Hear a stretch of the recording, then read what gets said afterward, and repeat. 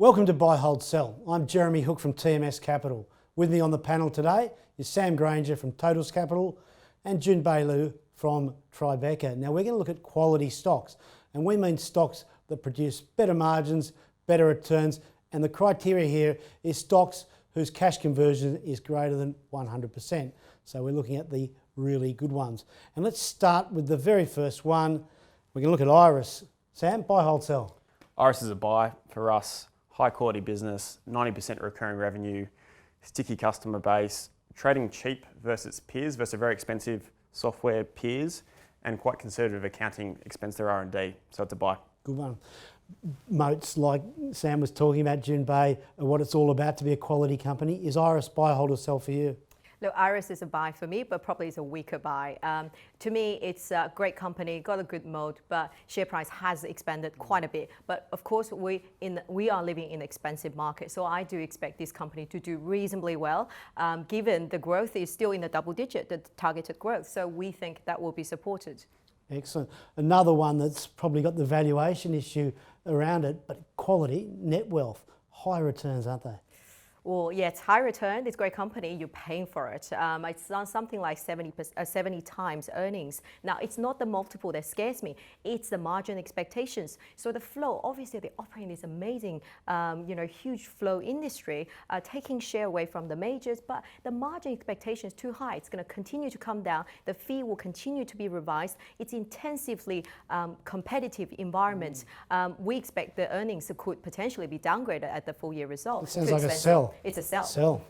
What about you, Sam? I mean, buy, hold, sell. Yeah, we're a bit more optimistic about Netwealth. It's one of those rare ASX businesses with moat and runway, which explains the heady multiple. We're just a little bit concerned by fee pressure in the industry.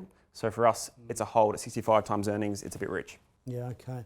Now, Ansell in the healthcare and industrial side, it's been around for a long time. Buy, hold, sell. Yeah, Ansell spits out a lot of cash, which is great, but I think the reason it spits out cash is because it has very limited opportunities to deploy capital and grow organically.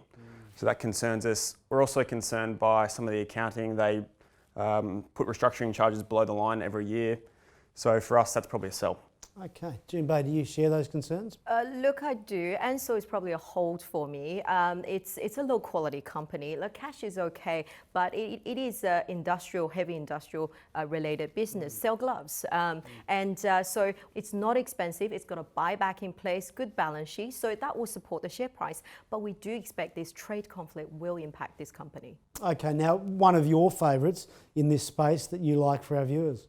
Oh, I love James Hardie. I think it's well priced, 16 times earnings next year, growing at 15% at least for the next 3 years, potentially upside to earnings given the momentum in the core business is turning around and the business have this cost efficiency program that is delivering very well at the moment. So that to us is a great buy. That's great. Thanks for that. Sam, have you got a special one there for the viewers? Yeah, we think Objective Corp in the small cap software space is a buy. It's a very high quality business for two reasons. Number one, they're transitioning from a perpetual license fee model to a subscription model. And what that does is it means cash runs ahead of profits through that transition. And secondly, it's got a very defensive end customer base. So they sell to governments, local, state, federal, 98% customer retention, and a very defensive, high quality business. There you go. A couple of really good quality ones from our panel, Objective. And we had, of course, James Hardie from Jun Bei. Thanks very much.